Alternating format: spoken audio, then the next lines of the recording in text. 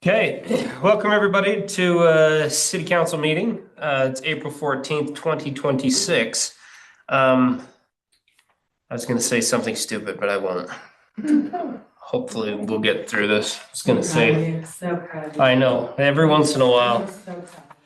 I was going to say this is going to go by quickly, and that was not going to happen. That's a curse. I just cursed the whole thing. Okay, we are going to start with number one there for our work session. You should say who's here.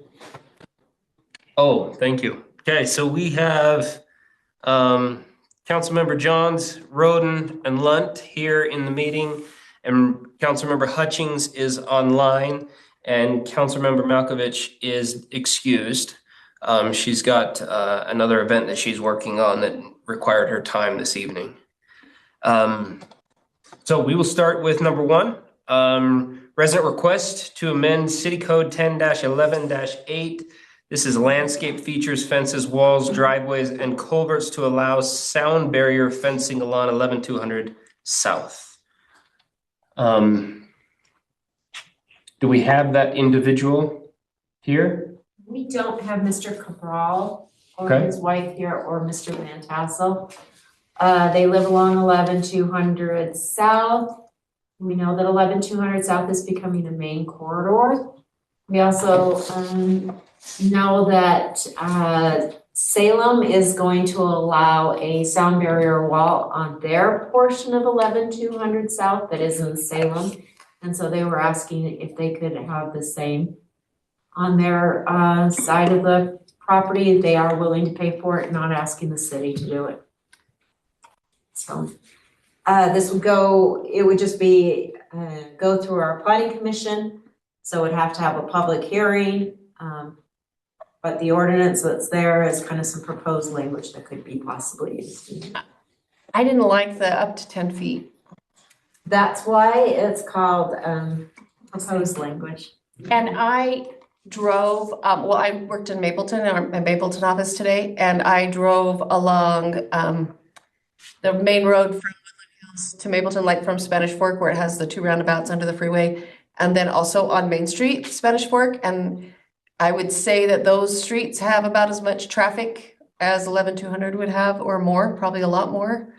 And none of them have a 8 or 10 foot sound barrier wall, any of them. Have you seen what's coming down? Have you seen that one they put down there on that development off Woodland Hills Drive? You know, where that new development just off to the right? Uh-huh. That's what Salem, that development coming around the roundabout's gonna have. And then down here, so what How you tall have- is that one? What's that? How tall is that I one? don't know, I haven't measured it. Steve, do you know? 6 feet. It's Well, six. It's existing. And I'm okay with 6, but I don't think I'm good with 8 or 10. And like, are we talking like Don Van Tassel's spot right there on 200? So some of the homes are actually down below grade, right, of the street. So 8 feet might actually be 6 feet at street grade. So that would be interesting to see. Or I don't know if when they do the new road, if they're gonna try, I don't know with offsets and, you know, right of ways, et cetera, how far it'll be on their property. So that It would have to be on the property line. The Just road 15 right feet. not gonna change a lot from what it is. Okay, They're gonna reconfigure the road a little bit, but they've got most all the right of way. okay. That development is happening on the corner there of the roundabout, I guess it'd be the north and west corner. Mhm. So that developer right now is finalizing his plans with Salem, and he gave enough right of way. That was the only part they were lacking, some width of right of way they needed. Okay, So he gave that right of way there. And I think what they were saying is they're gonna continue a fence around there and then come down past where the possible future worshiping center will be. mhm. And then down where the county kind of picks up these houses down here below the Civic Center. Well, that one house has that sound fence, so I think that's what I asked them, they just kind of want to continue it along there. Now, height, I don't know, my thought would be match whatever is done along there, just so it all looks uniform. Right. And like all fans on Mapleton and that, they were all the 6, they had the sound wall, but they were all the 6 footers. And maybe we could look at, see what that developer is doing along the corner there that would basically tie in to where Van Tassel is and the guy across the street that wants to do it. See what their plan is for a height and just kind of match that same level across there. I think that would look uniform then. Right. You know, I've been having, since I saw this, I've been having conversations with Salem, with their building department, and then I called and talked to Brady Wild today, their engineer, one of their engineers. So theirs is not considered a sound barrier fence.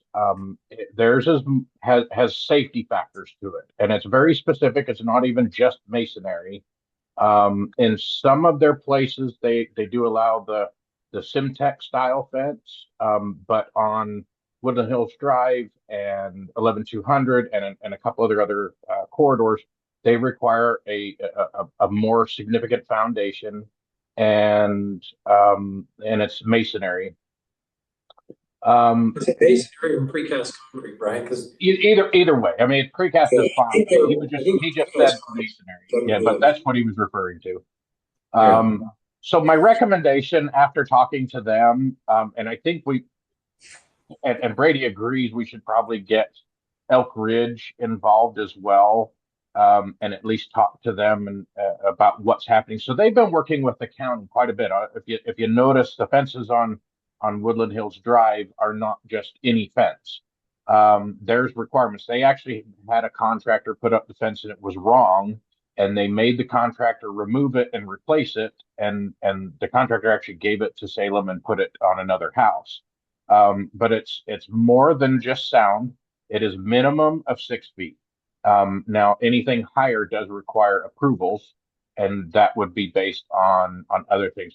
My recommendation would be to have Ted and Wayne get with Salem and probably get with Elk Ridge as well, and see if we can't come together, come up with a conforming standard that's going down 11200 along that road, and work with the county that Salem has already worked with to try to flesh this out a little bit better. I'm not sure I'm great with some of the verbiage in this one.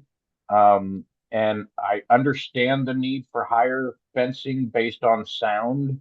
But I don't know that that's, would be necessary. But I really think that a collaboration with the 3 cities is a great way, and Brady agrees completely and would love to get together with everybody and sit down and come up with something that'll work for everybody. Yeah, I mean, reading the same thing, I've got kind of the same vision here, like turning that open area into what looks like a compound or a potential junkyard or something. My thoughts immediately went to Park City area where, I mean, no way, no how, even on the busiest State Road 224, you've got houses that are lining that divided highway. And you're talking one of the nicest communities in the country, and it's there's a road and there's cars, but there's not a sound wall. And I just worry that if we allow a fencing ordinance that is not very intentional and just say it's broad along 1200 South, and we're really limiting how we're controlling what that looks like going into the future.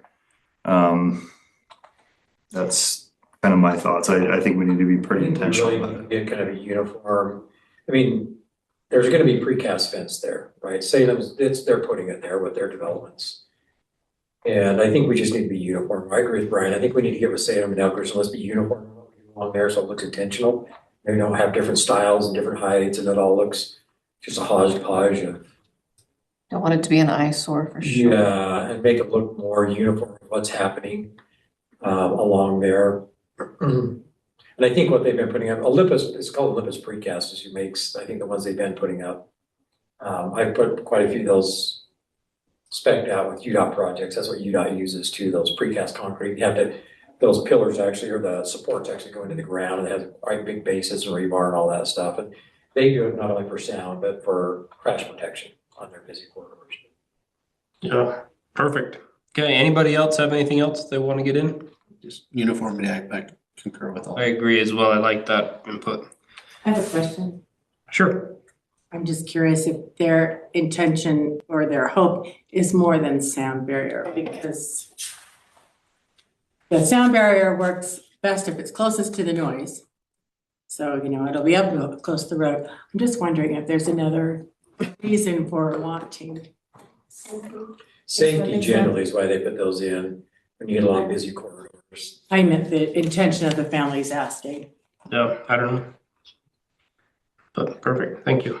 More privacy is probably what they're trying to do. I think when he came in and asked, he's just worried about, because that 11-200 is gonna be part of what they're calling the Nebo Beltway. Yeah. Right, that's gonna become a major thoroughfare between Highway 6 and I-15. Even, this is probably 20, 30 years down the road. But I think their concern is now is we better start kind of addressing this because they're worried about all the traffic there and potential for noise and safety reasons.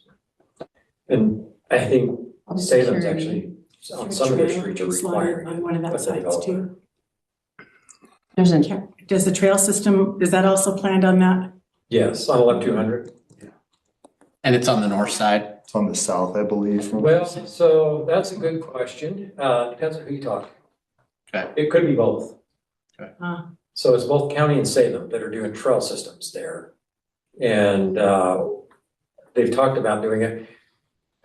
So the generally right now, they're looking on the north side is where it would go. Even though we've kind of got a partial one on the south, they're talking about putting it on the north. That's the Salem County talking about that. So the right of way there is owned by the county, right? Yes, Oh, it's a okay. county road, yes. Okay. So the question would be if eventually we develop down there, would we want to do something, but it's a county right of way, so it'd have to be coordinated if there is development with the county. Okay, wonderful, thank you. Okay, let's move to number 2, update on the mailboxes. Ted and Wayne. So I spoke to Wayne earlier today, and he said there was no update, maybe at the next meeting. Okay, do we have anything from the county? I did send so we got the 90% design, roundabout design plans from the county's engineer. And I sent those 90% plans to Three Bridges so they can start developing their site plan for the mailbox. They've just kind of got that underway, so there's no feedback from it yet. Perfect. It's Okay, in their court. Speaking of that, though, quick question, do we know, I've seen the signs out, but on next Monday, when they start road construction, do we know which section they're gonna be working on? I think they're coming right up the road with the sewer. Is what they're bringing first. So there's a major sewer trunk line that's coming up Woodland Hills Drive. It's coming from Salem Canal Road. So there's gonna be a sewer line coming right up to Woodland Hills Road. Because I just thought that maybe on Sunday I should post something. So I got that message out last night from Jen Wright. Just a link to Salem site. She said that they'll have more information on Sunday Okay, that she'll get, and I'll send that over to you. okay, I just thought that, yeah, we could make sure we get that posted. wonderful. Okay, number 3. We're gonna review sections 1 through 6 of the general plan. So this document has already gone through the Community Development Committee. It has then gone to the Planning Commission. I received the notes and feedback and requested changes from Planning Commission. So you are currently seeing in chapters 1 through 6, you are seeing the notes from, or the original of Community Development with red and then crossed out in red, any additions or deletions from the Planning Commission, okay? To make sure this part of the work session actually can run smoothly, I'm gonna request that we keep it to just the council and staff on this one.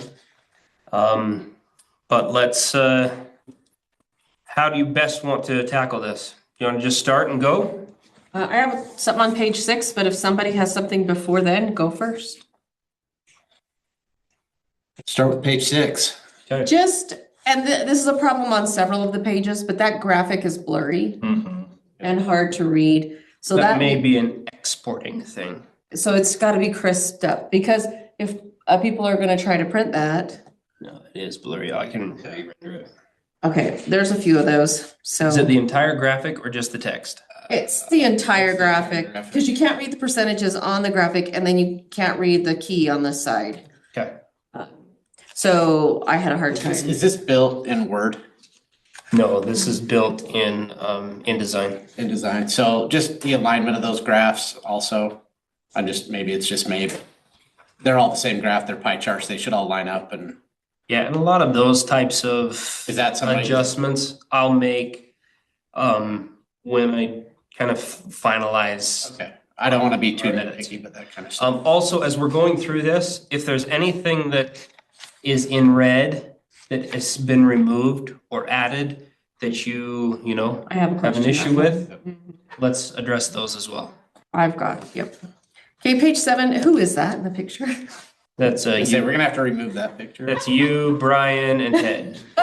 And Kirsten's there, I and I I'm like, think what the Slater's heck? there, and Okay. Can we pull it up so that we're following it, or does everybody? I've got a, I just mean for the public. Page 13, same thing, hard to read. In the upper right-hand corner, that graphic, especially the smaller one. Figure 2, race ethnicity percentages. Can't read it. It's very blurry. yeah. Okay. I told you I read it and I made notes, so.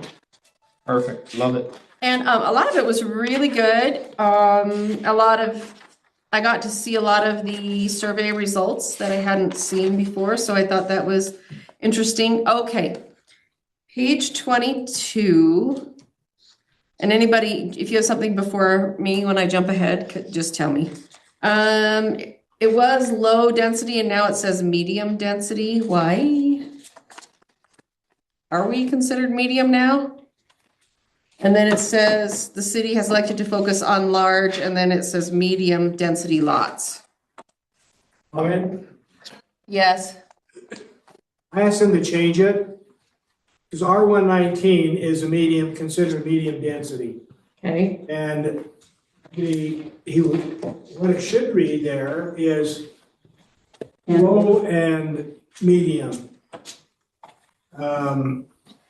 okay. Low being 1 acre lots, medium being R119. The way it reads right now, low is crossed out and medium, and I just don't want it to look like we're focused on medium in our community. I'm not, certainly.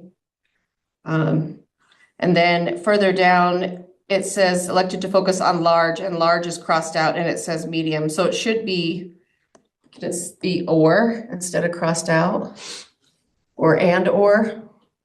Thanks, Ben. Are you talking about, oh. are you Page talking- 22, development patterns.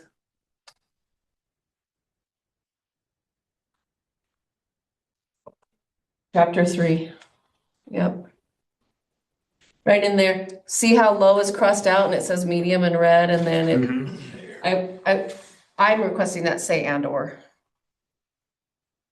Promoting low and or medium. Yeah, or something. I don't like that low's I'm sorry. If anybody disagrees with me, go ahead and say so. well, are we, Low and medium? So, yeah, I don't think that there's any low density plan in any of our timelines in anywhere in Woodland Hills. I think low is not a good term, as medium or large, in my opinion, because our 119 is the smallest. I mean, we've got some limited ones, but they're The still not large even- density would be like an apartment complex. Yeah. Low density is our 5 acres. 2 Oh, acres. low or medium. Okay, I'm thinking lower medium lot size. I wasn't looking at density. Yeah, there's 2 places. the density component, yeah. Yeah, density, lower medium. Okay, that makes sense. You're right. Yep, I don't think it hurts. Yeah, it doesn't. Change that. yep. I know, it's just a grammatical thing, but I was like, wait, that was my response when I read that. So if we could unstrike those and make them grammatically correct, that would be wonderful. Unstrike all of this. Just the large, medium. Just, Well, to mitigate the impact of these constraints, okay. period. right? Is the It's plan different correct? than the one I have. Okay. Okay. Right. Yeah, this was actually an addition from, I think, yours notes, Steve. Industry is considered low density. Yeah, but I mean, the majority of ours are 0.75 or more. Right, I'm just saying, we're Yeah. overall low density. All right. Next. And then page 24 is also blurry, the graphic. Yeah, that's not gonna change. I can do the key. Can you fix the key? I can edit the key, and I'll Okay. talk with, I'll see if I can't get, Maybe my eyes are just blurry. no, that's a good one. Can't be seen. Page 26, the key, can't read the key.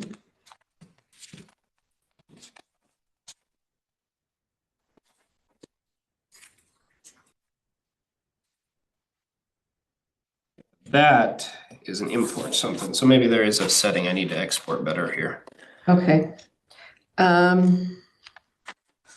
Sorry. Look here, for instance, that's crystal clear. Even like page 30, it's hard to read those numbers at the bottom, number of housing units on the graph.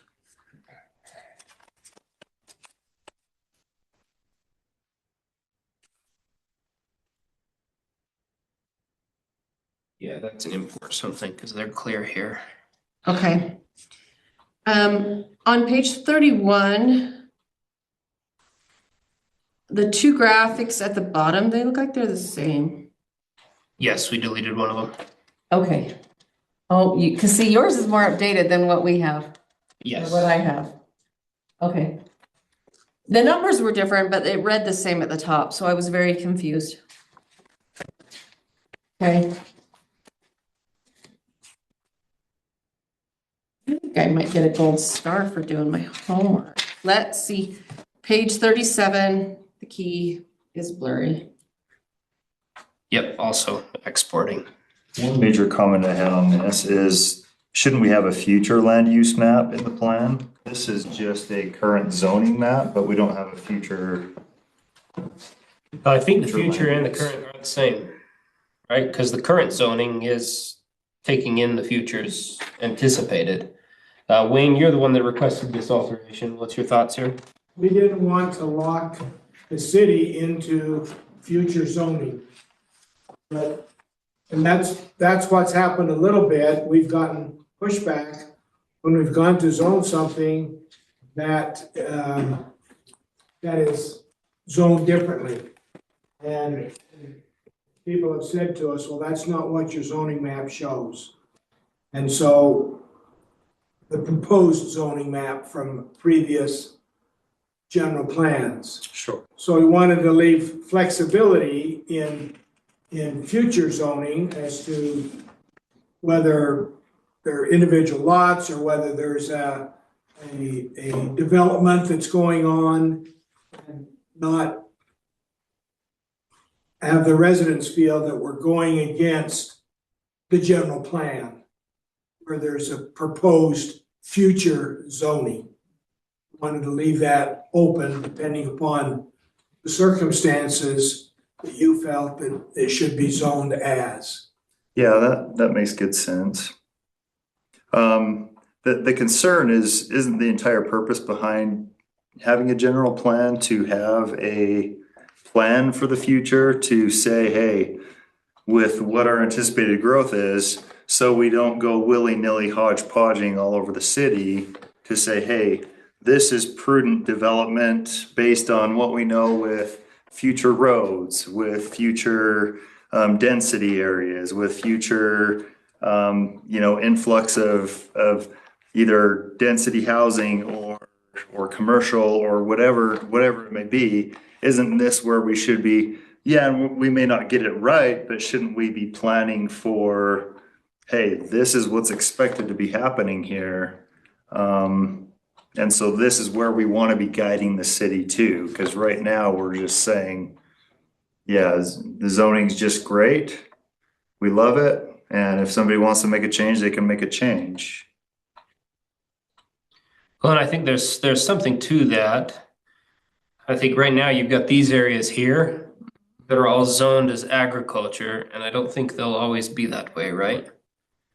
So, and what I've seen in other general plans, just throwing out feedback, sometimes it'll say, it doesn't say this is how we're doing the zoning, it says this is some guidance in our zoning. It'll say, we're anticipating in this general area, we're gonna have some higher density. We're anticipating lower density. So you're not actually zoning the property now, but you're saying this is what we're guiding the direction towards the zoning. That makes sense. So you can show kind of a future map that says this is what the thoughts are, but not actually zone the property.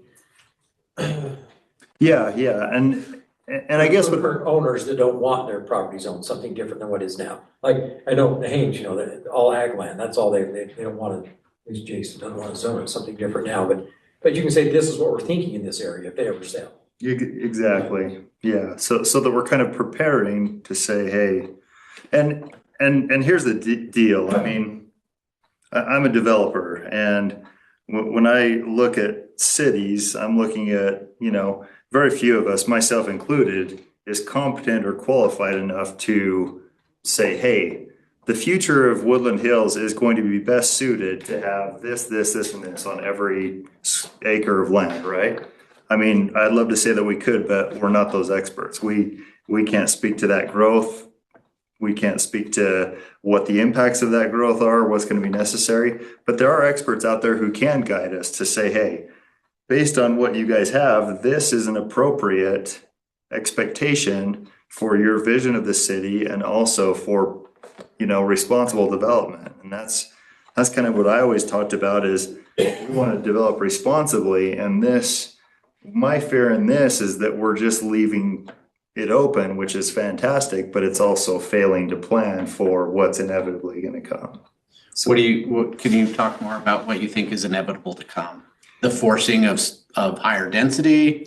What exactly are you? Development Sure. will come into those For areas, sure. right? Yeah, They will never remain a field forever. And so us being able to say, hey, it's not going to be a hodgepodge of whatever proposal comes to us. It's going to be a well-planned, well thought out, professionally.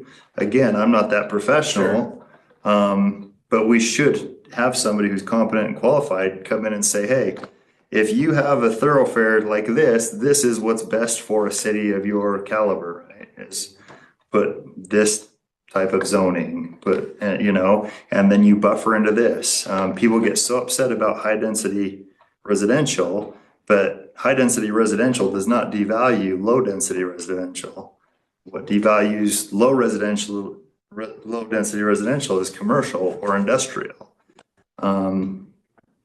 And there's nothing aside from us that's stopping that from happening, but even that is not a good fail safe, right? Sure.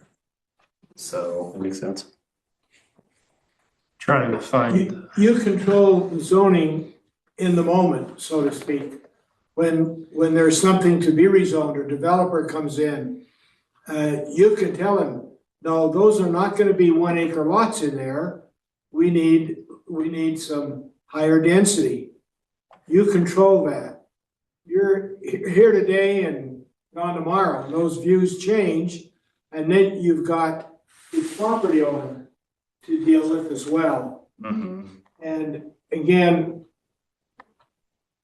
one of our visions is, we've always said along 11-200 is a good place for commercial in there.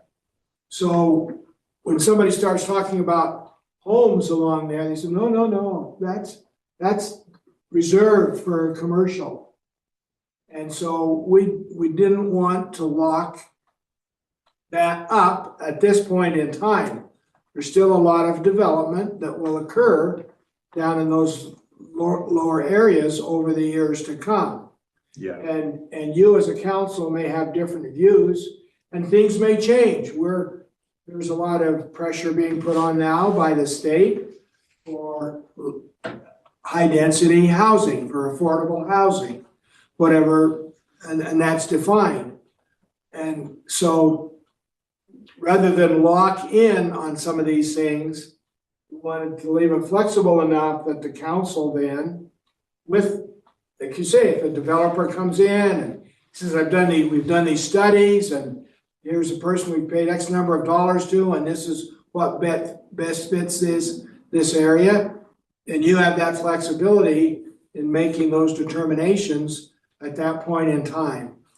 So that's kind of the rationale and idea behind not seeking a zone now or recommending a particular zone in the city.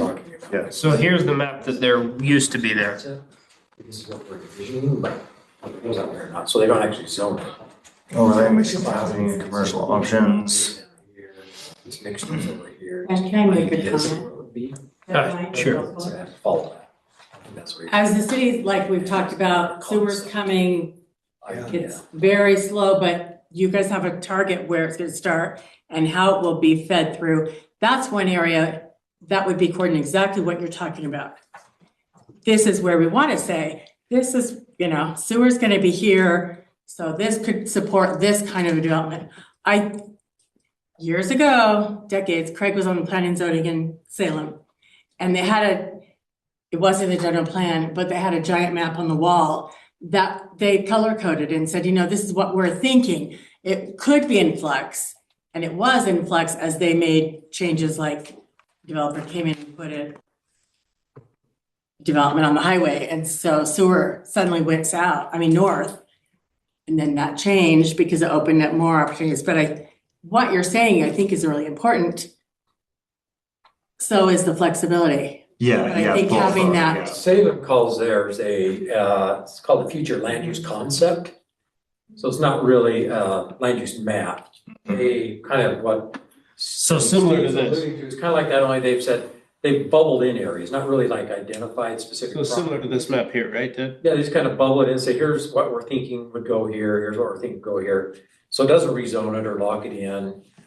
But I don't know if that's, anyway, I'm just kind of throwing out what's saying. Yeah, I mean, I They just, call it a concept map, not really a land use. makes sense, yeah, and maybe we look at that wording. I just feel like it's important because it protects all of us a little bit from, decisions going awry or little one-off things, right? So I can sit here and say, well, I trust myself to make a good decision, but I want to see how it impacts the overall of the city, not just today, but the adjacent property tomorrow, the next day, the next year, so.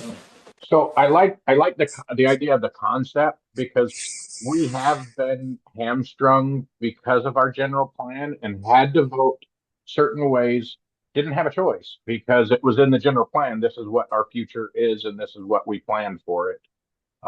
Regardless of what the residents wanted, we were I felt that I was trapped in that decision and couldn't change it.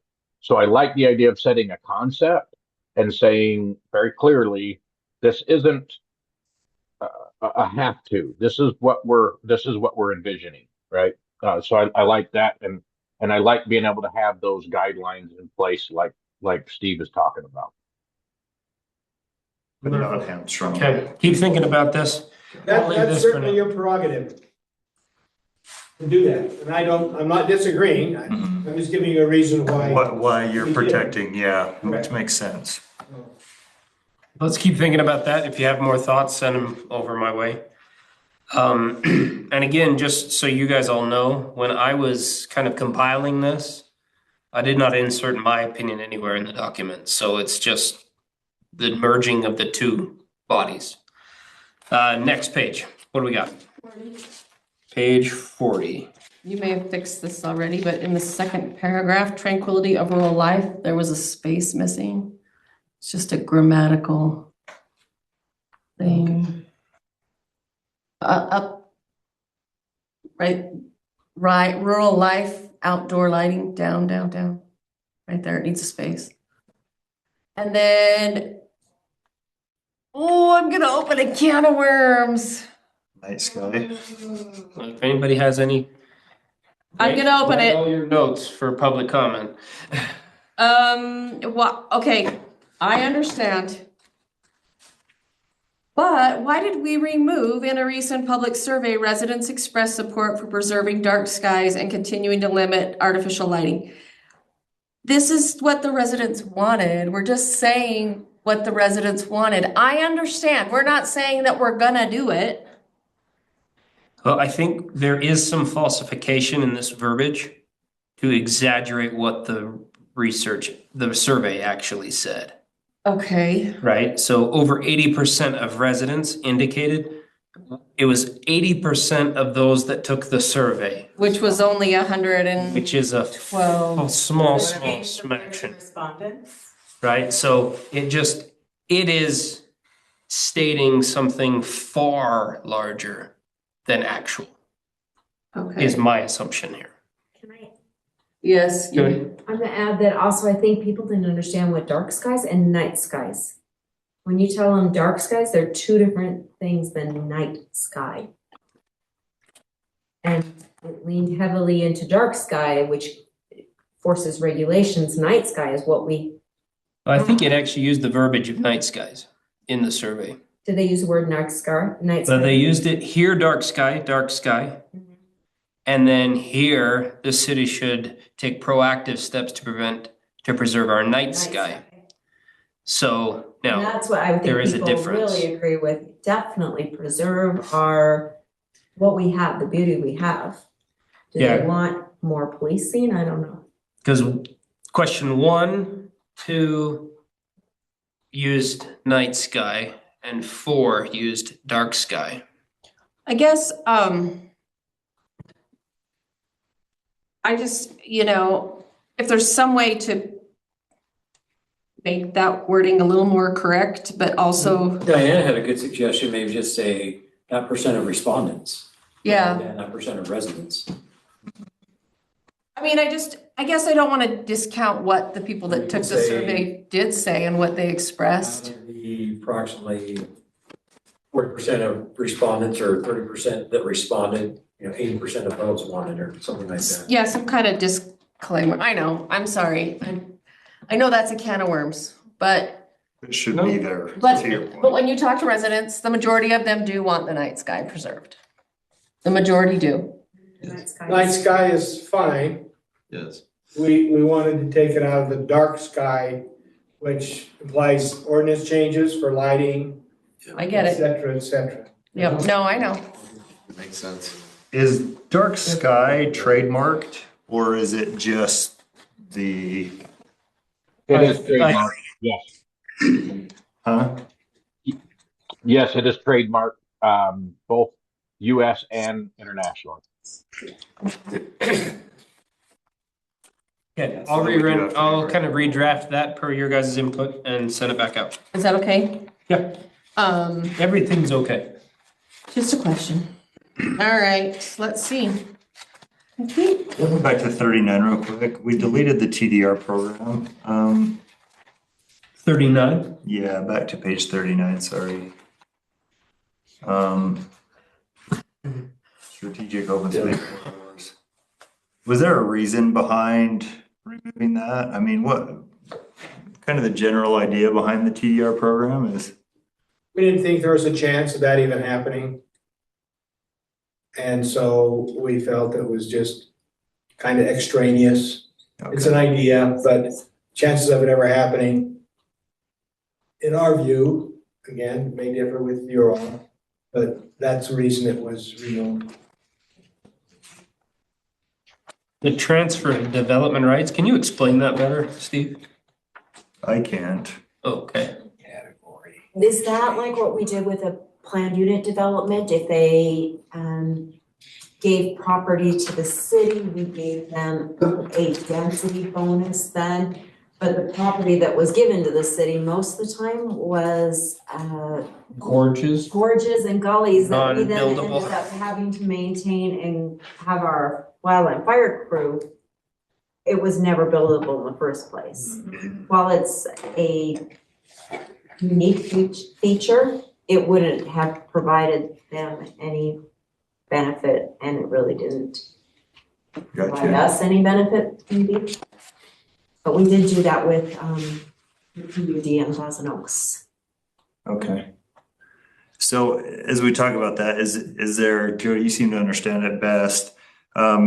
like when we trade off, like let's say we allow a higher density for a trade-off of dedicated land, like a right of way or something like that, is there benefit on that front where we can dictate and say, okay, we're gonna give you better density, you're gonna make the improvements or dedicate right of way to us that we can actually use? We usually do that in a development agreement, if we're gonna do something like that, which they have a choice to do. Okay, Maybe we need to encourage more development agreements than not. I mean, that's maybe something you wanna look at as a council as you go forward. If they bring you could look at changing the ordinance and say, if you've got more than 10 acres, you're required to bring a development agreement with it that might benefit the city.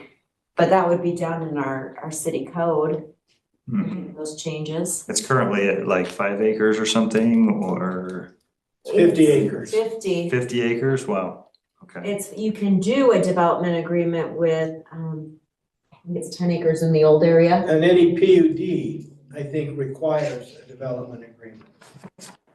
And it's zoned for a PUD. But if you want to get more creative in how the zoning's gonna look or how a development's gonna look, then you want to probably definitely look at encouraging those development agreements and a PUD. So that serves every purpose that a TDR program would, but a little more flexibility, it sounds like. Okay. That makes Yeah, a sense. little more customizability as well. I think one thing I've learned as I've kind of worked closer now with developers and Ted and Wayne and everybody is every single piece of land on this city is almost unique to that piece of land, right? I got a phone call yesterday from a resident. I need to call him back, but requesting a variance for his exception on his piece of land. And it's like, well, that'd be great.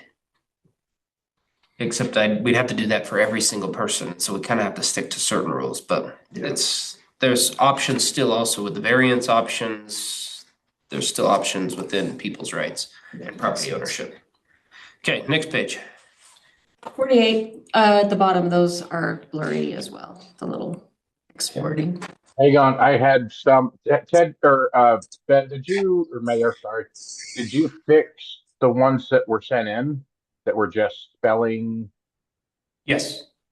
Okay, so I don't need to bring those up. I don't need until 40. If you sent it to me, it's either been edited or on my list still to edit. I sent it to you back on the 24th of March. Yeah, I received yours and Steve's emails. Not anything specific on chapter 5, so like back, but I do have a question. I was thinking about this. We have, 3 big main corridors out of town.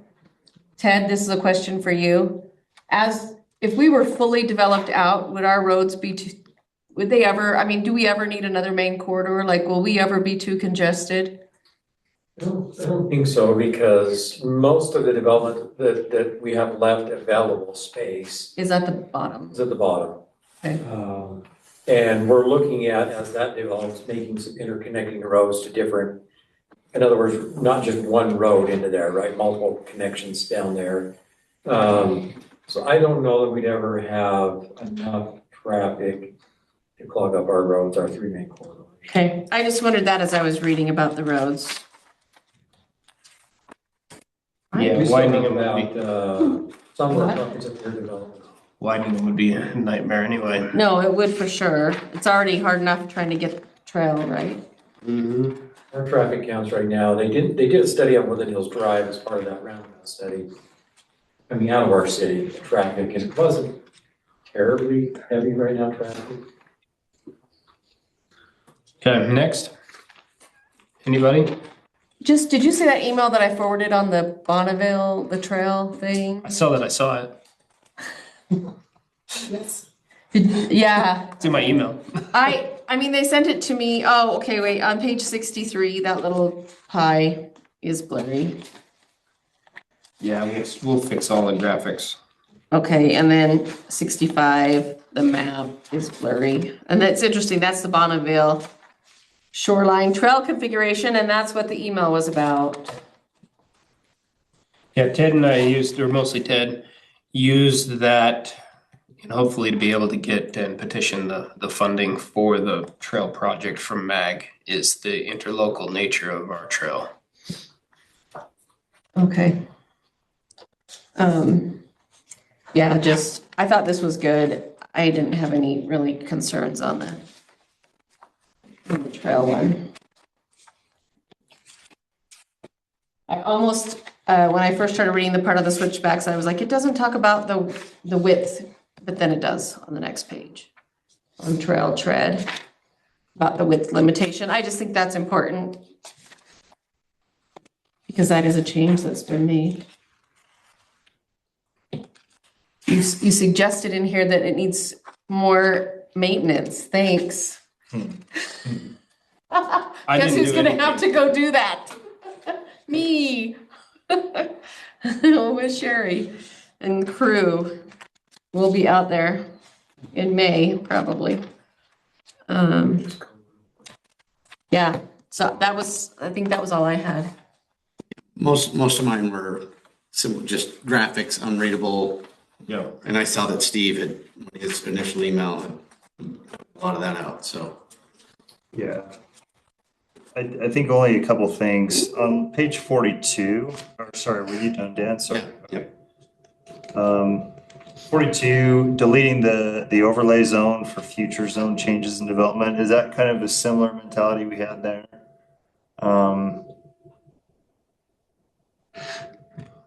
Wayne, 3. what's planning commission's thoughts there on 3? Can you read it? Use the overlay zone criteria to evaluate proposed site plans, architectural renderings, and development agreements. The section header is explore commercial and mixed-use development opportunities that align with public preferences and community character. So is that excluded primarily due to the fact of removing that future possible map and changing it to the existing? Number 2 above it says consider zoning overlays. So I think we thought it was maybe duplicitous a little bit.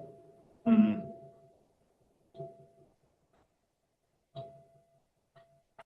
Okay. I mean, if I were to look at those two, I would say that 3 is probably more applicable than 2 if we feel like one of them is duplicitous. But I mean, I do like the idea of talking about village commercial or mixed use, architecturally compatible stuff, but I also like the development agreements, architectural renderings, that sort of thing. So And it's more holistic. That one's 2 points out very specific components of development, et cetera, whereas number 3 is a little more generic yeah, and could be applied to 2, yeah, whereas 2 doesn't necessarily apply to 3 and 3 is more broad. Yeah. that's kind of how I feel. So I don't know. That's just my thoughts. Is that leave it's it? applicable? Yeah, but I mean, this is just Or if you want to read, or if you want just this, like, I would parlay this one over that, because it's just more inclusive. Because it's talking about full development agreements, architectural renderings, this is specific to commercial mixed use, et cetera. So if you want to keep one of them, I think what Steve is saying is this one seems to be more inclusive of everything versus number 2. Is that what you're saying? yeah, yeah. I would agree.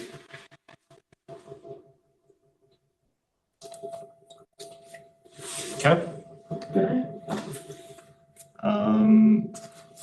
Page 50, the ADG. Some opposition to the ADG. There again, I just wanted to understand that a little bit more.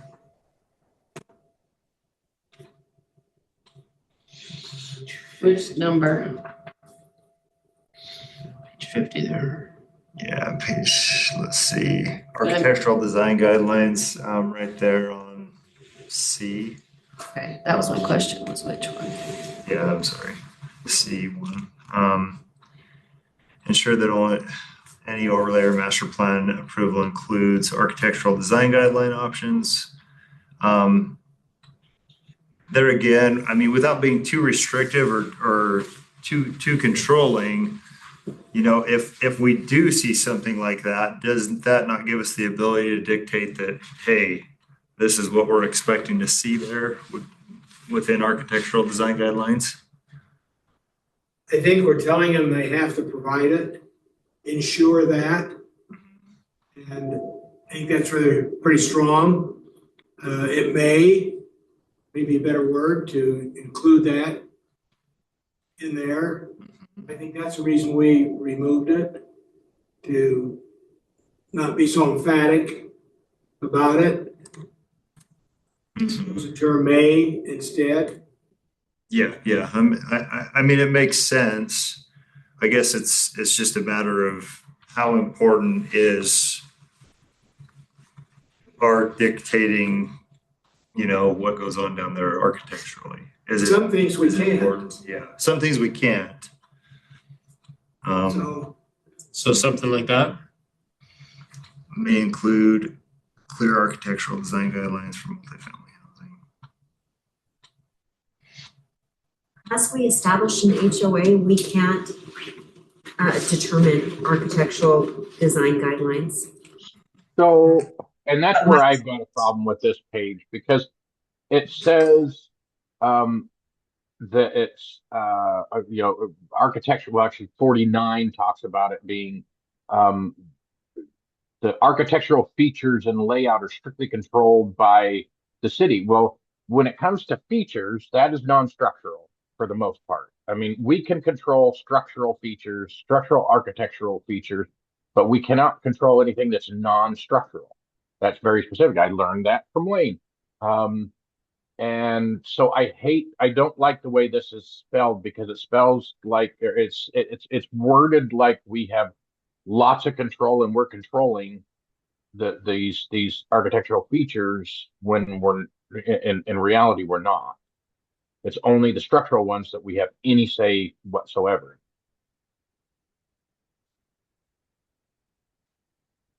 You have a suggested alteration there, Brian? There are a few features through our other codes that we do just a little bit, like height of the building. And then some of the exterior materials because of our wood codes. But I don't know, it's really that. Okay. I think we have to get out of there that the council retains strict control over architectural features and layouts, because we don't. We can't. Well, and we don't want to either. Yeah, the whole title of that page 49 is just wrong.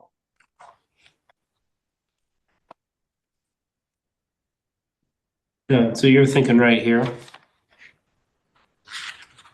I can't quite. That line there. Yeah, that whole line right there.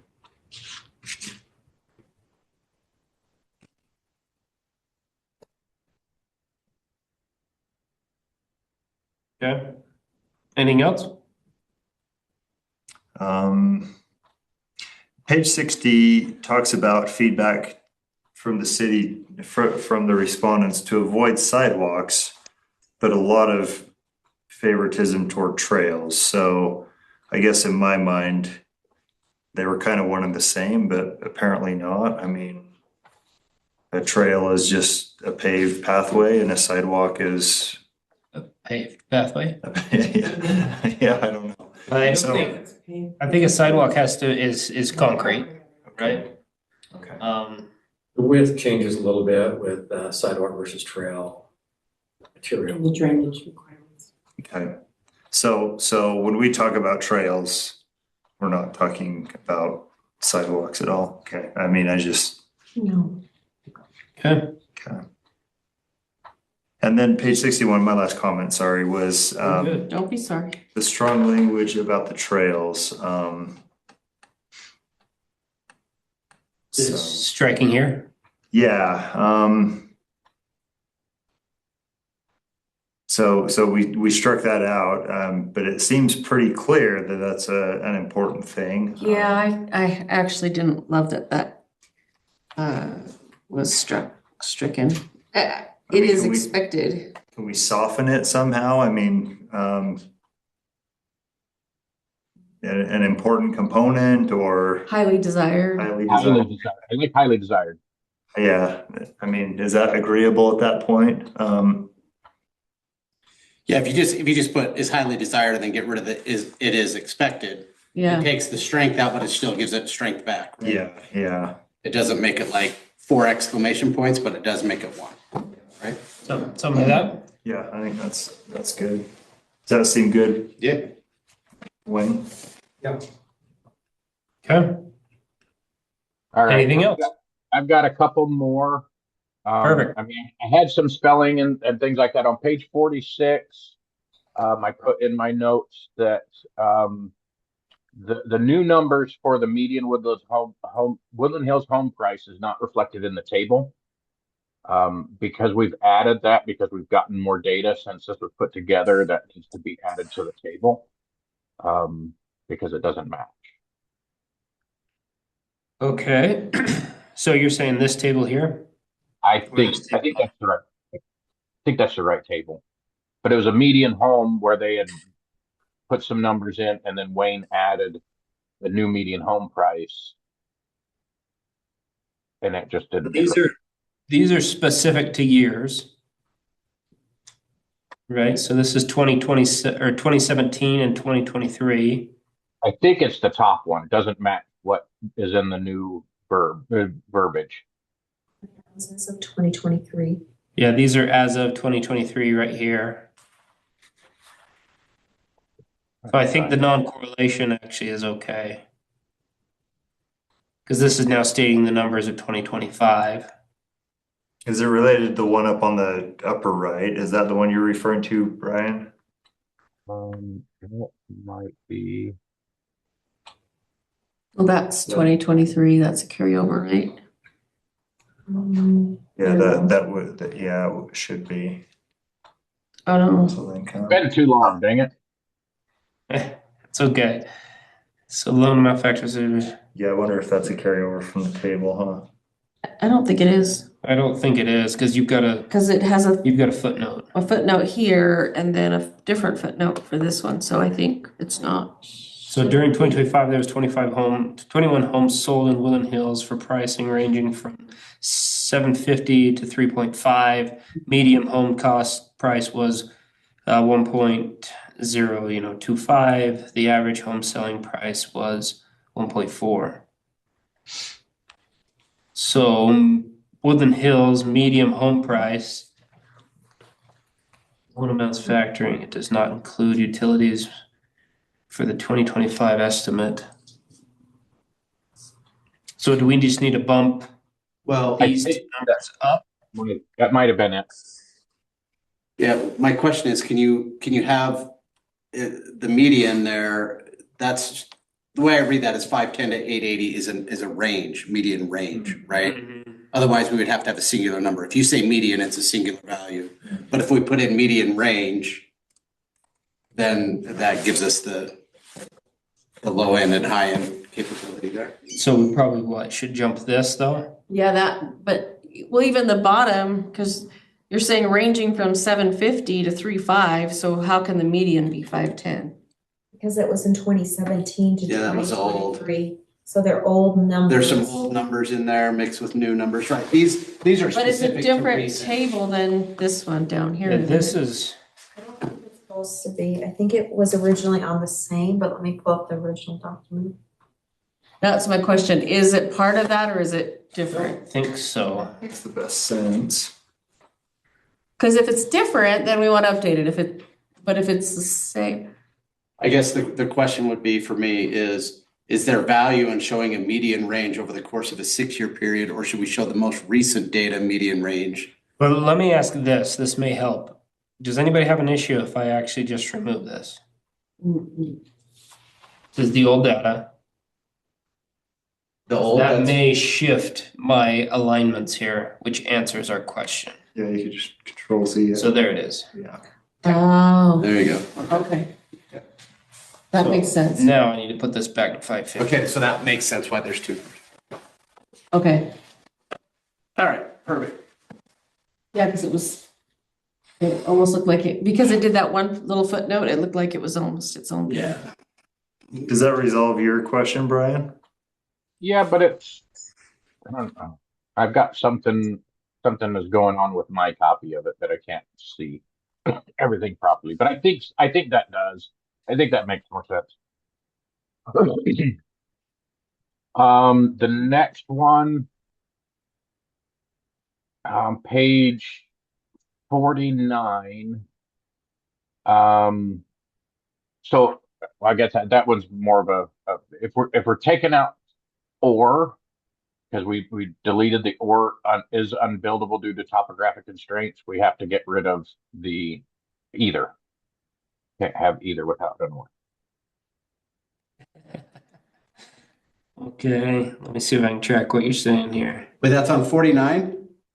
That's what I've got as 49. I don't see the strike for or. So or is unbuildable due to, so the either is where? Yeah, I If don't, available land within Woodland Hills is either platted for future either, you gotta take either out. single-family homes on medium-sized lots. You So can't the have- word either, Woodland Hills is either. Do you see it? I haven't found it yet either, Ben. Either. Right? Second, that's the second line. I'd say I have it on my finger on it. Where Yep. are you? I'm not seeing where you're at on that. You screen. got it, You're- you got it, Brian. Yeah, this is the issue with the way InDesign operates is as I add larger chunks, changing it the shifts page. stuff. So I've got an edit process now that I get to go through after we've done all this. Kind of a layout. All right, another thing on same page 49, it states this suggests that multifamily housing such as townhomes, condos can be built in Woodland Hills, provided the council retains. Oh wait, we already talked about that. Sorry, page 50. Sorry about that. Okay, in page 50, this is where the title is wrong. There is no realistic opportunity for moderate income housing in Woodland Hills. Yeah. It's not feasible. I think that's false advertising. We just don't, there's no way to make that realistic. I agree, and yeah, So maybe one See what thought we talked about at is, the end of 49. may not be as realistic, but the state does require us to address it. So we can't just take it out, we have to somehow address it in our general. Well, I think actually you guys I think there is a potential option for moderate income housing when it comes to ADUs, right? And that's in there. Which we've Second- addressed. That's our only option for affordable housing. And I think you've got also basement rentals, right? Which is why we went down that path with the legislation we passed over the last couple of years, was to carve out the ability to have some form of moderate income housing. Right? Like I'm planning to just move into Steve's guest house here soon, so. Me too. You want the top?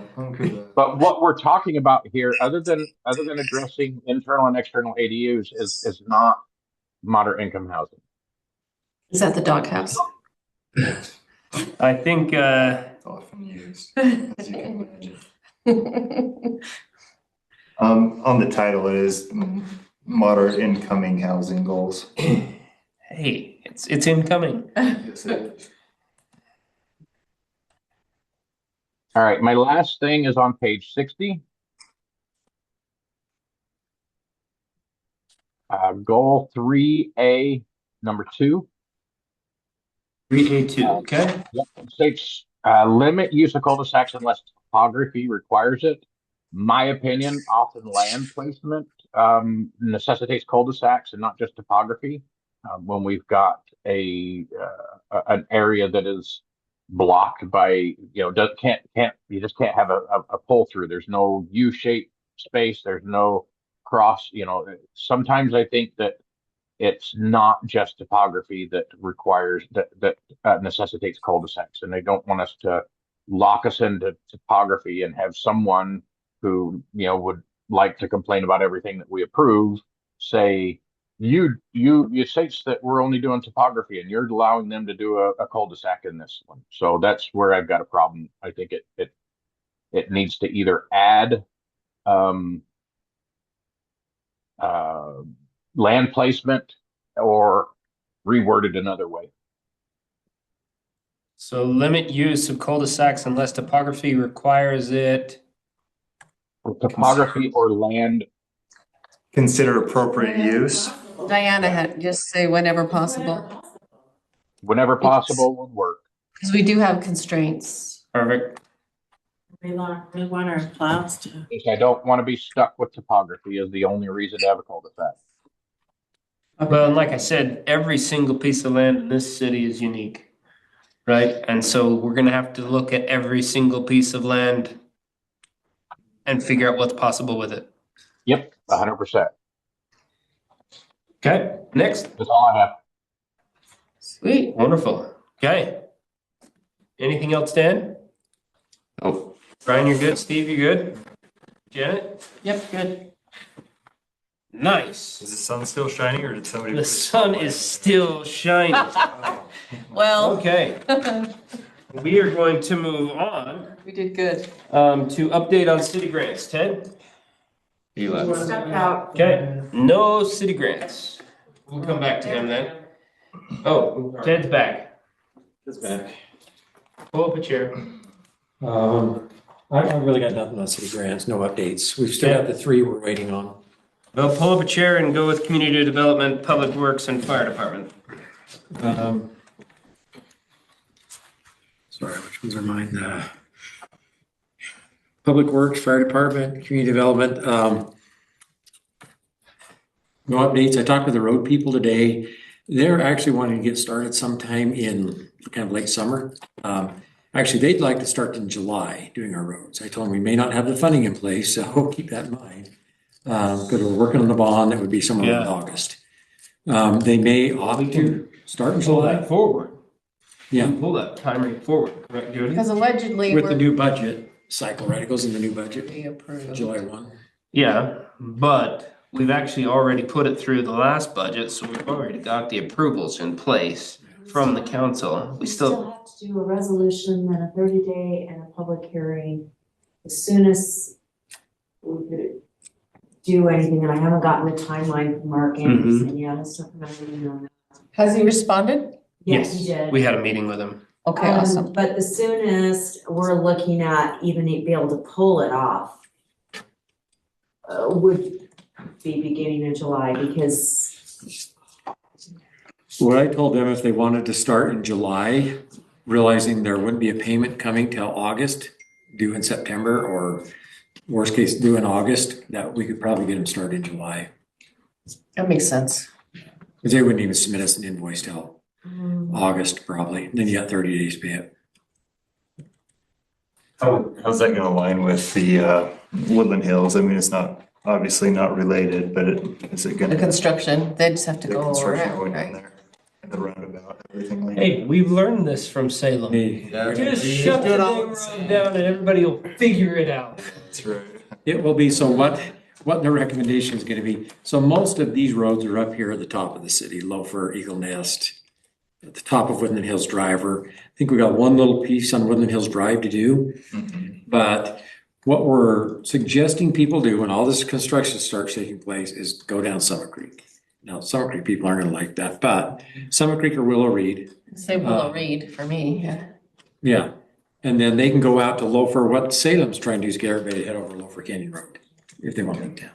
Gotcha. Because even while this work is going on Woodland Hills Drive, Salem City is also doing work within their city. So if you try and jog through Salem, you're probably gonna get stuck too. So Ted, you're best gonna if have you to sit do a Loafer. video. I think You you're gonna need have some chopper for that? Yeah. that's Diana? right. Ariel? See, Diana? see? You sided with the enemy, Oh, Diana. get you on the council. Stop. Not much. I think you need to do a video about the roads when that's, I'm still a little bit confused, but yeah. So we'll have a lot of our roads probably going on in the summer as well, but I think most of the people can just go down Summer Creek or Willow Reed. That will avoid a lot of the issues. Head over to Loafer Canyon Parkway. It's gonna be your best bet. Okay. So we could be starting our road projects earlier. I've got to balance how to do that with a tank project because I really don't want to do deforest until we finish the tank project. So we may have to pull that out of this one and catch it later. And to my comment to Salem actually, it was the state that kept closing all those random roads for the strawberry pipeline, but I like to Central use Utah. Salem. Central, yeah, so it wasn't all Salem. You're being very kind. Or the north of Salem. So we'll have some road work going on this summer, and our booster pump has been replaced in the booster pump station, up and going. So just timely for the summer. And that's really all I've got to update on, unless you have any questions. Brian, anything? Nope.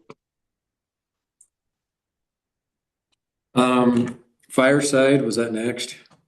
Nope. Oh, yeah, fire.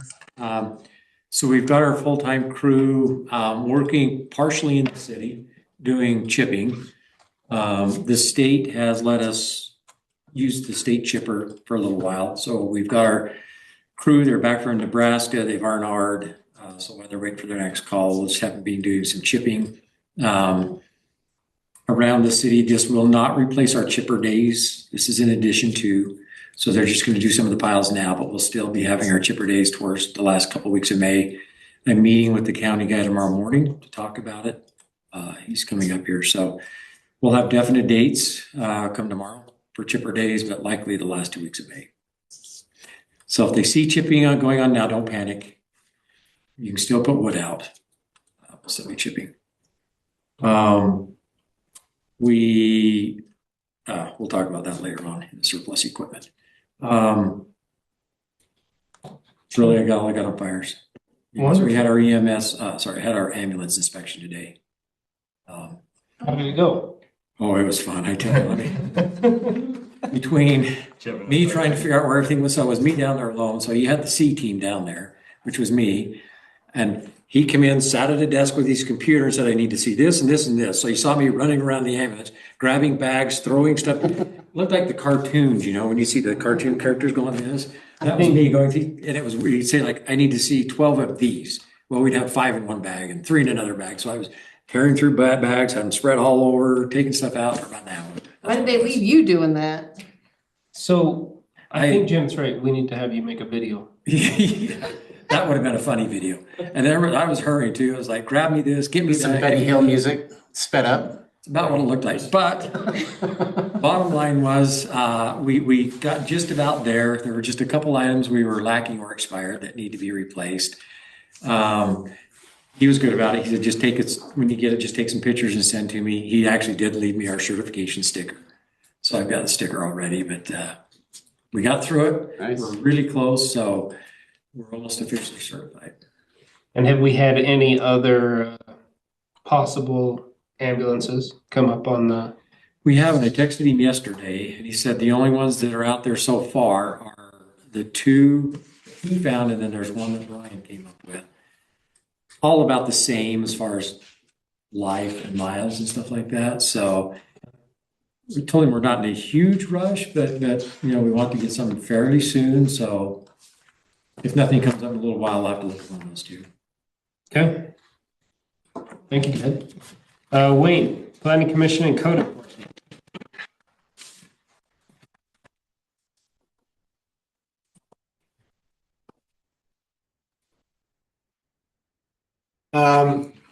There's a couple of complaints that we're acting on. At least anybody thinks that we don't have complaints. So, we're working on those. We've received a request from Summer Creek to update you. There's one lot that they want to add to their latest final plat that they've done. And the reason it wasn't included to begin with is they weren't sure of the topography and with roads and so forth. And as they've got in there and doing some clearing, they realized that they could get another lot out of a larger one. And so they've requested to add to that, and we'll be talking about it tomorrow night in planning commission meeting, but just to make you all aware of that. We've also got an annexation that we're working on and that will come to you when all the documentation and information is provided, and there will be a rezone request with that as well. Can you give us a sneak preview on where the annexation is? It's part of Elk Ridge, and there's been discussions with them and they seem agreeable to it. And it butts up against Summit Creek's property, and so it would be brought in as part of their development that they're doing now. Nice. So there'll be a public hearing on that, and we'll keep you informed as that goes forward. Sweet. Thanks. It's right. Any questions? We've gotten a few on that edge of town, haven't we? Because we got the lower ones a few years ago, some of those properties annexed in. So Yes. From the enforcement perspective, are they the same type of enforcement or just different categories of enforcement? Different categories, two of them, yeah. So there's nothing systemic in that we should be aware of? Okay. No. Wonderful. Okay, emergency management, Aaron?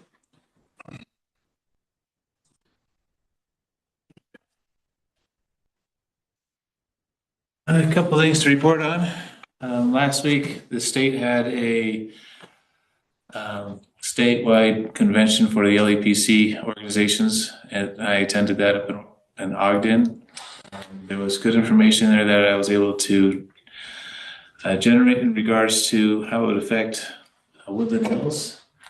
The biggest thing that I thought that came out of there is that they were doing studies, or they have studies on hazardous materials that are being stored down in the valley around us, such as Springville, Provo, well, all around us.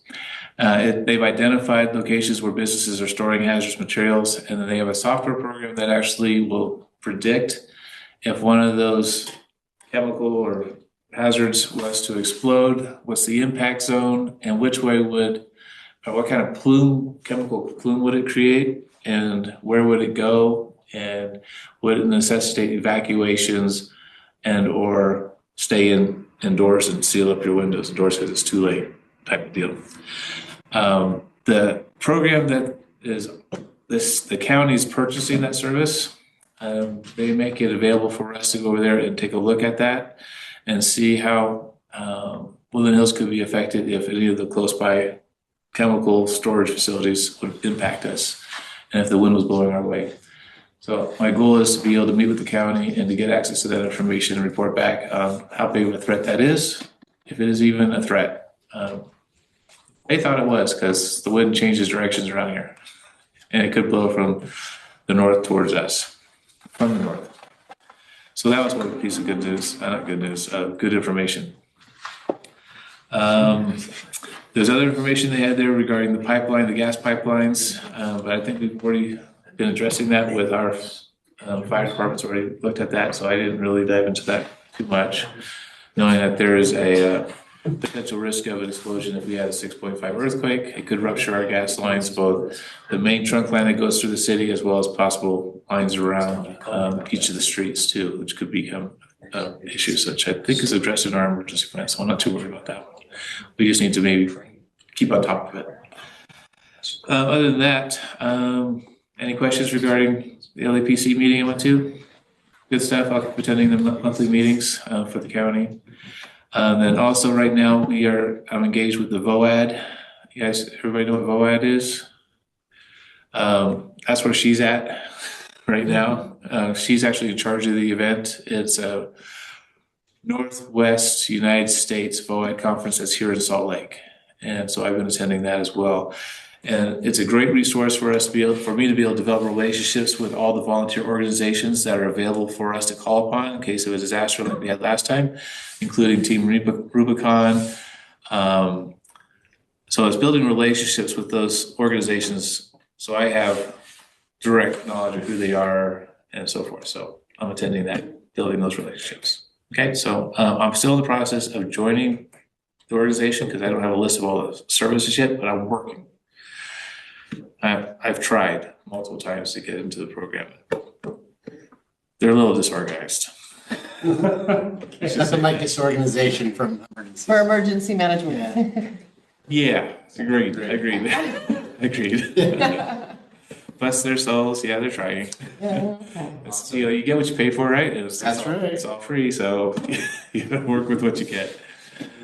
The last thing I was gonna mention was, the discussion from the last, meeting we had. I talked about the generator, backup generator for the building. Let me give you a quick update on that. I had a meeting with Alan Wakefield, who is intimately, knowledgeable about the current, wiring in the building for backup generator to connect to. The wiring in the building is already established. Each of these rooms that has an upside down plug like that is powered to the Backup power. backup power panel. So there's a panel in there that we need to power up. And so every room in the building has one or two of those plugs in it that's tied to it. So that part's good. So the only thing we had to do then is be able to figure out how to connect the panel downstairs to an outside generator. Now, the original plan was to put it way out there by the curb, or where that big transformer is out there. But that's very expensive for a temporary solution for what I'm trying to do. I'm trying to do a temporary solution until we can afford to get the, good quality, high quality stuff there. But you guys need to figure out where we get 50,000, 60,000? I can't remember what Alan's quote was, but it was up there. So we're trying to figure out how to do it with like less than 30. And so we're gonna propose that we put the generator right next to the wall of like right down there, like straight down there. And then just have like a 10, 15 foot connection to a new box that goes out there. We have, that's a manual disconnect switch. Plug it in there, and then we run a wire from there to the, so it's a minimum amount of distance that we would need to run that. So Alan's working on getting me the pricing to do all that. And he thinks we can probably fit within that budget that you guys were talking about last time. So it's in the works. And then the ham radio equipment also is coming in pieces by pieces. Some stuff is 30 days. How much stuff do we have left to come in, do you think? Just the radios and the Purchase cable. No, I think the radio's still a month away, isn't it? I think it was like May 7th. Yeah, so we got a lot of parts, but no radio. So we're working on that. And we're also trying to finalize the location where we're gonna set up the ham radio station, and there's a couple of things under discussion. Okay, any questions about those things? Did you want to talk Great Shakeout? Yes, I forgot about that. So the state of Utah is participating in what's called the Great Shakeup. It's an annual event. It's being held Thursday the 16th at 10 o'clock in the morning. I registered our city as being part of it, but we can be part of it and do whatever kind of preparedness we want to do. So it's kind of up to us to decide. So I've met with our staff, and we're going to do a bare minimal type of test internally of communications, and we're going to involve as many committee members that we have, volunteers, to be like emergency or citizens responding to a request for information on their status. So we're going to be testing a program called RDAC Pro, which is a software program that I've been developing to collect information from the general public, have it populate into an EOC environment, a large screen television, for example, and so we can see the statuses of everybody. It's color coded based upon the severity of their needs. So that's the test we're going to do on Thursday. We're also going to do a mesh radio test. So we have these little blue mesh radios that Bluetooth connect to your phone. They operate outside the cellular networks. So if the cellular networks go down, can we maintain communications? The answer is yes, but we're going to test the equipment this Thursday as well. So those are the two things we're going to test in this environment.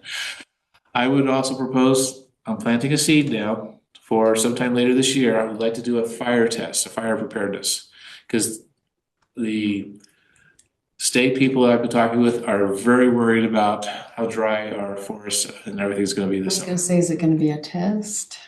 We hope it's a test and not a real thing. Okay. And we hope we do the test before then, but this initial earthquake preparedness test is gonna be the same thing it would have been if it was a fire. Same kind of systems we would need to practice using.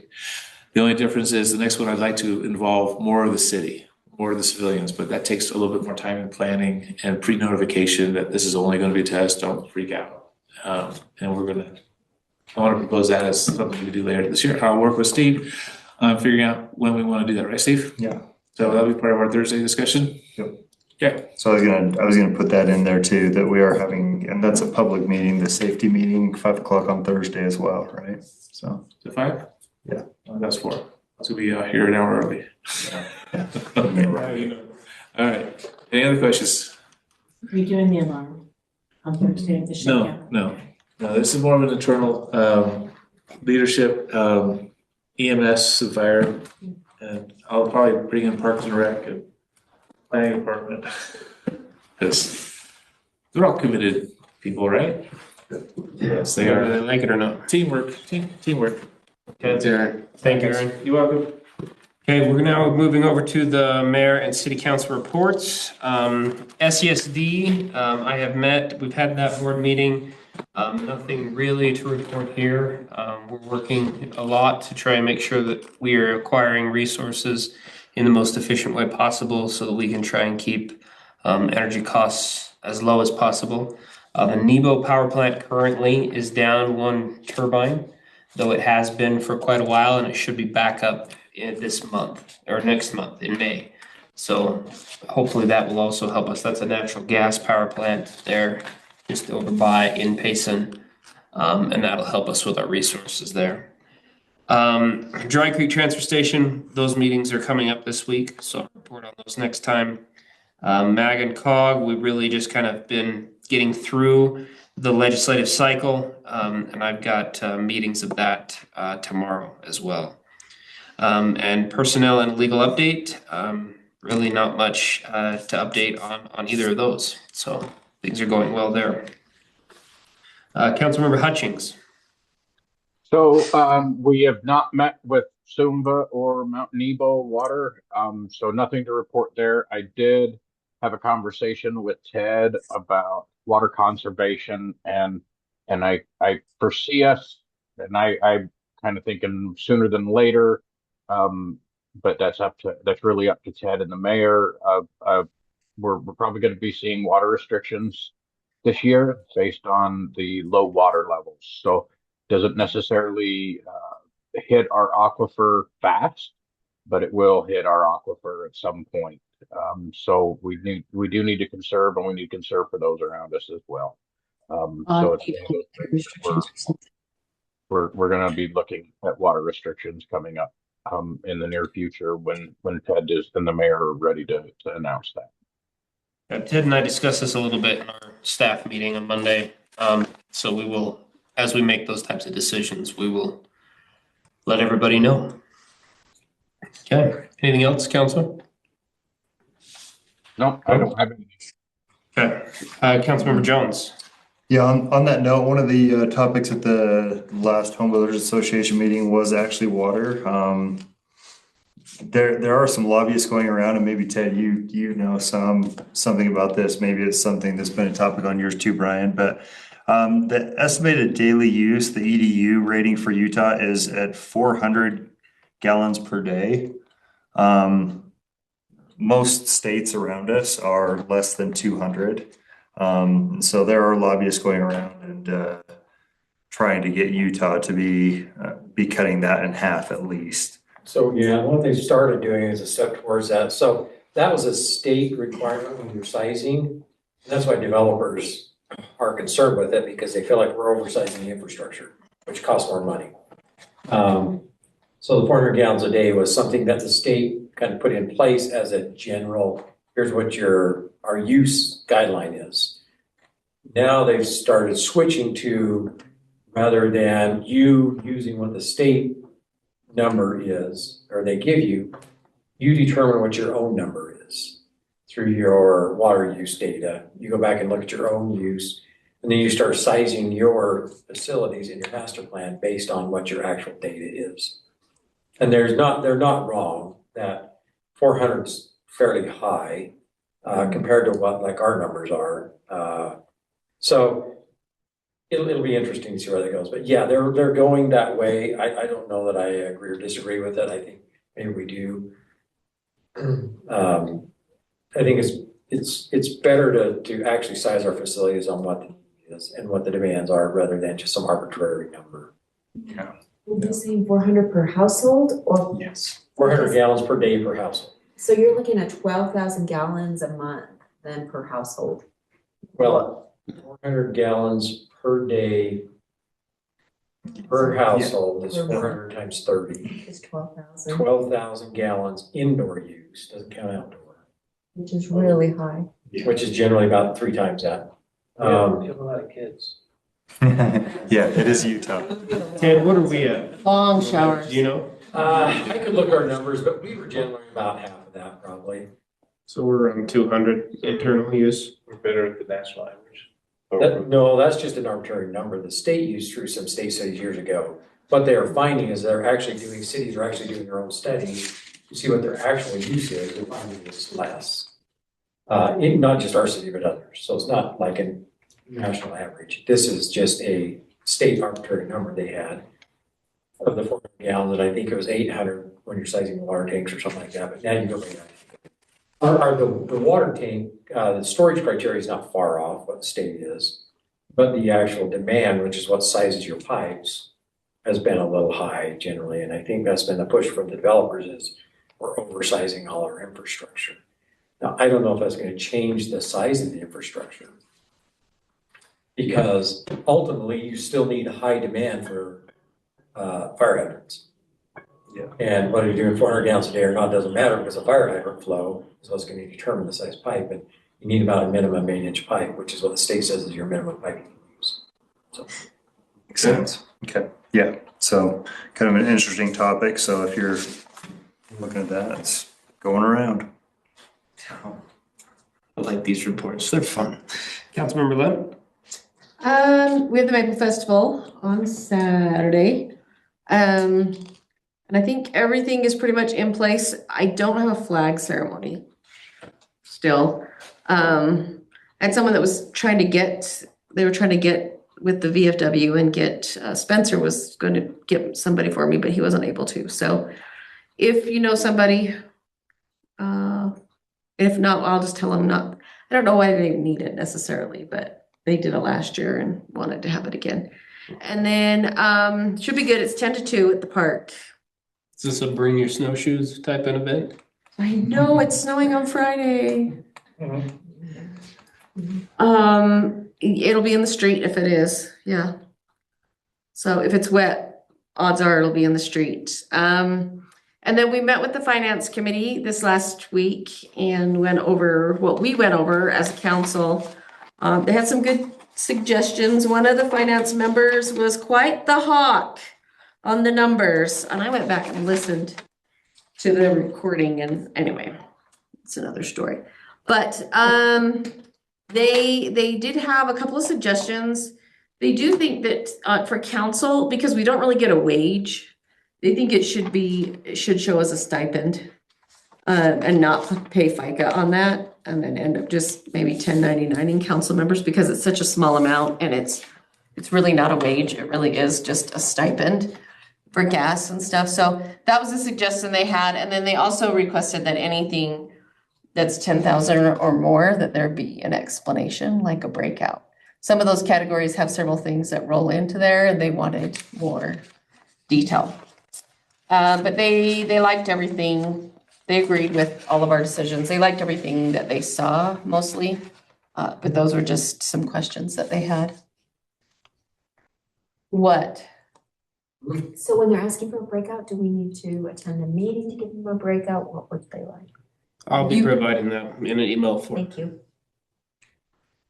Yes, and the next meeting, I won't be able to attend May 5th. So they've actually requested that Jody and or Lori be there. Spoken with Lori and she's planning on it. Just so they can answer some more detailed questions. There was really only one question that I didn't have the answer to, but one of the members was really bothered that I didn't have every single answer that he wanted. And part of the budget, we didn't go over in council because the fixed costs, we didn't go over. A lot of it I knew from previous discussions, but there were a couple of things that I wasn't 100% sure exactly what went into the number. And he didn't like that, so. That's okay. Anyway, Do you have an agenda for the May 5th, or is it just gonna be discussion of the 2027 fiscal year budget? yes, I'll put that up then. it'll be the same probably agenda that it was last time. You can just repeat it. Jen, was there any comment about bringing forth these questions in advance so you can get answers to them and take them back to the committee? There's a bunch in an email from Mike Myers. He sent an email with a bunch of questions. Thank you, Michael. And then I have a bunch here too, and I put them in the minutes that I typed up yesterday. So, but I could send out the question as well to, It kind of seems unfair to you. I mean, it's so broad and the questions can run the gamut that, and there'll be answers to them, but that it, you know. In part, there was a piece of it that was on me. You know, by the time I was able to coordinate with Lori and get through a lot of those numbers, I presented it to them a little bit later than I wanted to. And so that was really them looking at it for the first time in that meeting. So now they're going to send me all the numbers and questions that they have that are just, what is this type of question? So I'll be able to provide that. So then their questions coming in this next meeting will be more substantive versus just inquisitive.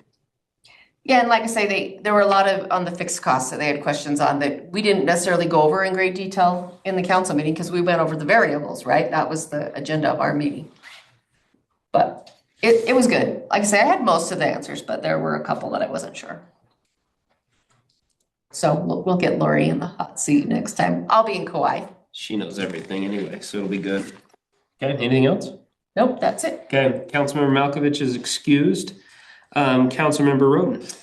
No, the only thing after the Maple Festival, we have the Fire and EMS Expo that we want to get working on. So Ted and I need to get together, make sure that I have an understanding of what the plan is for this year. And then we're going to get out in front from a marketing perspective, just let people know what it is. And it is interesting. You've probably seen it, Ted, and everybody here. Just used to be a lot of kids that would come, and now as we age as a city, it may not. I don't know if it's grandkids that are coming as much, or if it's what the dynamic or what the demographic looks like from a shift. So we'll take that into consideration as we market the event. So, but that's the next one on the list from an event perspective.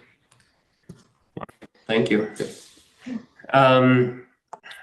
Also with you, Dan. Yeah. So we talked a little bit today. We've got a new program that we're working on. And it is a communication software that is predominantly focused around water and water usage and communications around water. Though I think there may be some options there for us to consider. Okay. So we'll talk a little bit about that, and then we'll go into deeper detail in a future council meeting. Sounds great. On that from your IT assignment there. So perfect. Thank you. And Dan, we need to meet with Woodland Hills crew, Woodland Hills Days crew. Yes. Probably the end of April, so kind of keep that on your. So I just figured that as soon as we got Maple Festival over with, then we could meet, and we need to figure out a new couple to bring in. For chair. Okay. So the Lowe's will still be the presiding. Yep. But we need a new one, like a training. So if you think of anybody. Okay. And not our neighborhood, because our Yes. neighborhood's gotten hit pretty hard, so we need to try and We're get tapped out. we need another part of town. Wonderful. Okay, anything for any upcoming city council meetings? Anything from you, Brian? No? Okay. Wonderful. Okay, then it is 7:44. Let's start back up. Let's take a quick break and let us start at 7:45. You got 1 minute break. I was Or thinking. it's 7:41, sorry.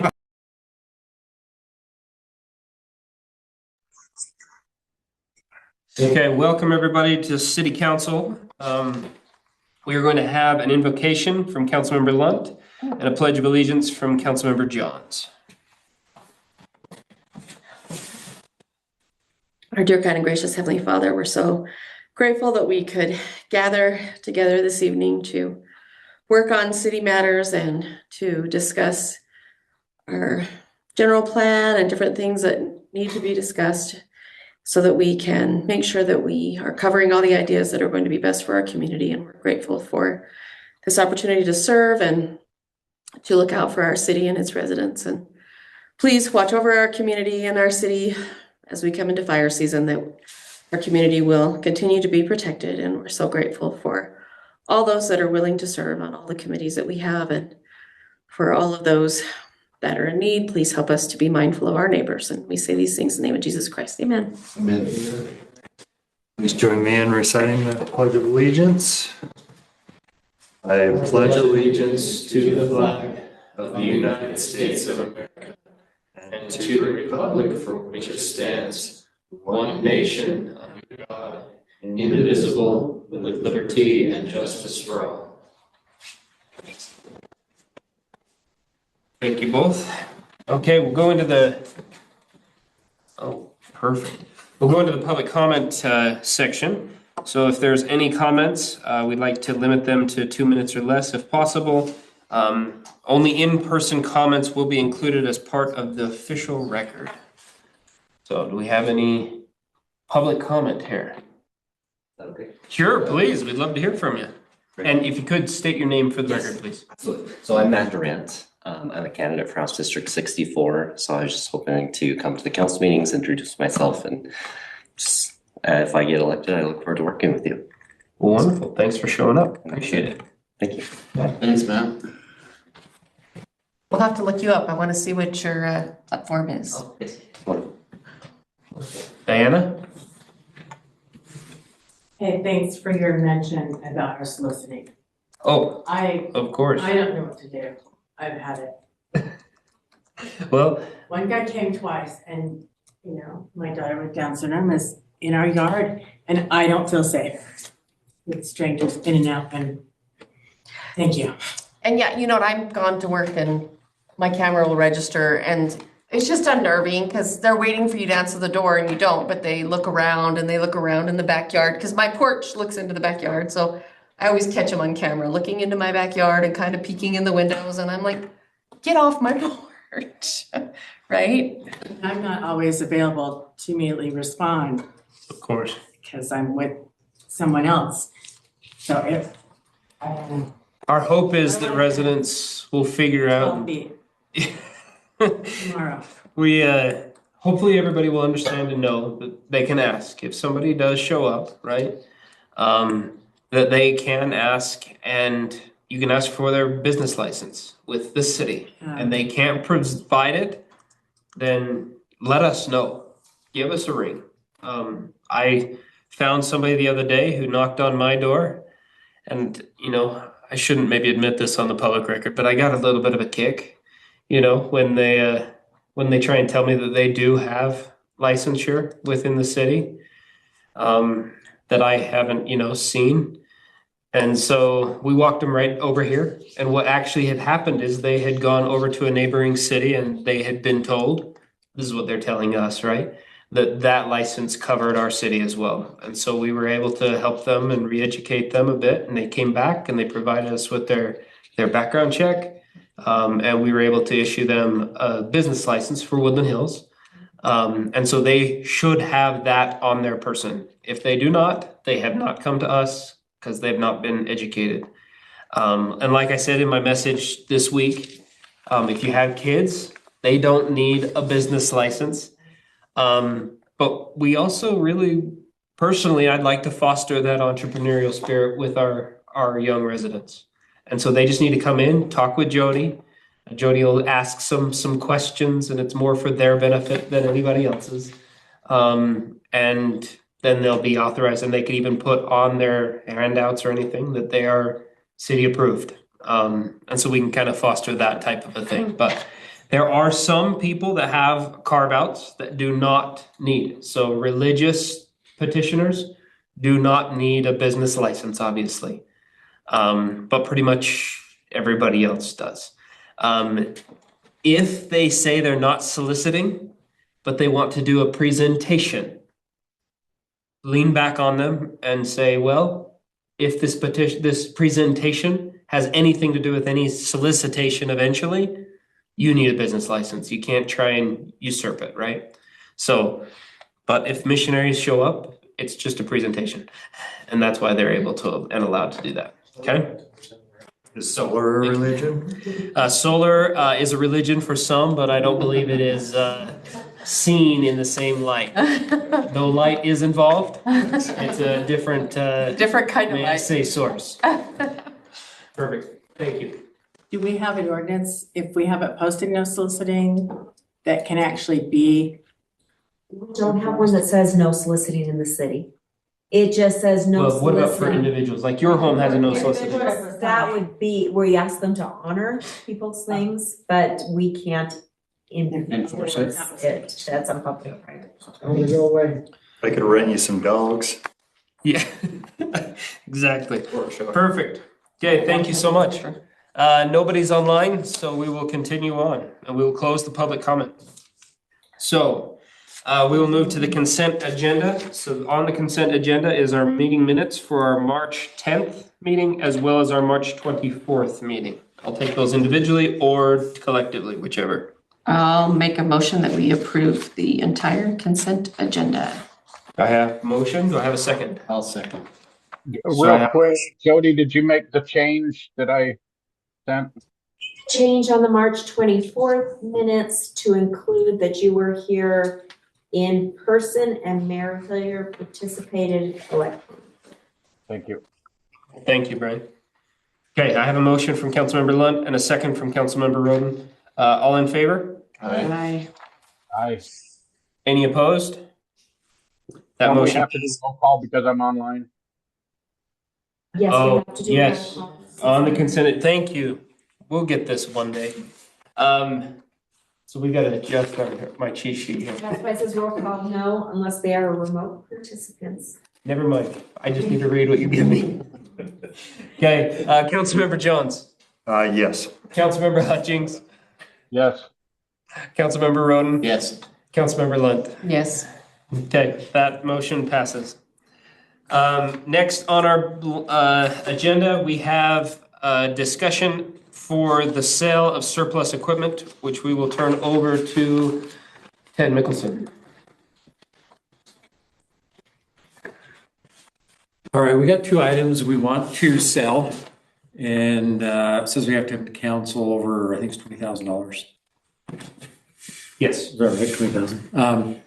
So one, we're looking at, as we mentioned before, we're looking at selling our fire engine, our old fire engine. That one, we're starting to get, Brian's got some offers, at least one offer so far, on the fire truck. And I thought it was a pretty good one. And, but he's gonna ask another company that was interested. They are declining to offer at this point. So we have the one standing offer. Okay, so we do have an offer on the fire truck. So we need to get council approval to surplus that one. The offer We need to is, send that through the auction, Brian?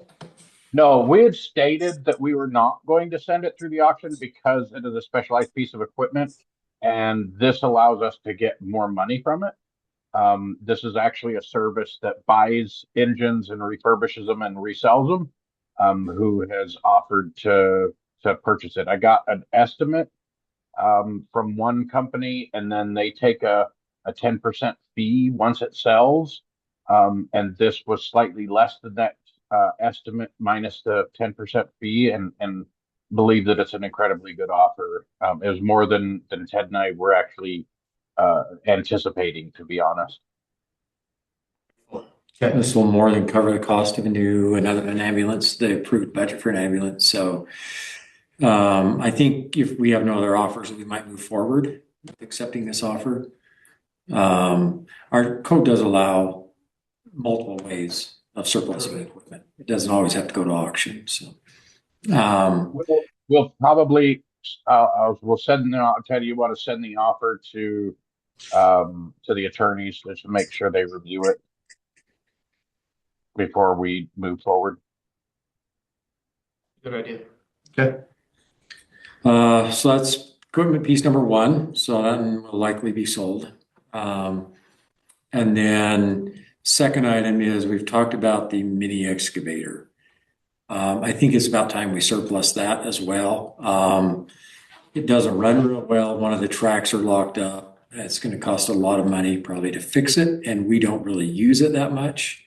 The occasional need we have for an excavator can be done by a contractor, which is what we've been doing for, not a whole lot more. And we don't have to maintain a piece of equipment. So our mini excavator, I think we'd like to put that one up on the auction and surplus that one. About how much do you think you'll get for that guy? I don't know, it's gonna be a whole lot. It needs some work. I mean, it's gonna be, we'll put it up there. It's gonna be, I know, less than 10, Okay. would be my guess, but just because it's gonna need some work to get it going. Yeah, I don't think, when was the last time we, the city, used that? More than 3 years ago? More than 4 years Since ago? I've been here, we haven't used it. Diesel Brothers used it once when they had to get that pole plane off the hill to lift their bucket down, but that's been the last time it was used, and I know they had a bugger using it. I talked to Craig Northrup, who used to maintain our equipment. His recommendation was get rid of it the first chance you get because it needs a lot of work. And it was a lot of work to maintain, so no reason to keep it and just have to sit there and devalue itself when we can try and get some money for it now. Wonderful. Okay, then, thank you, Ted. Any questions for Ted?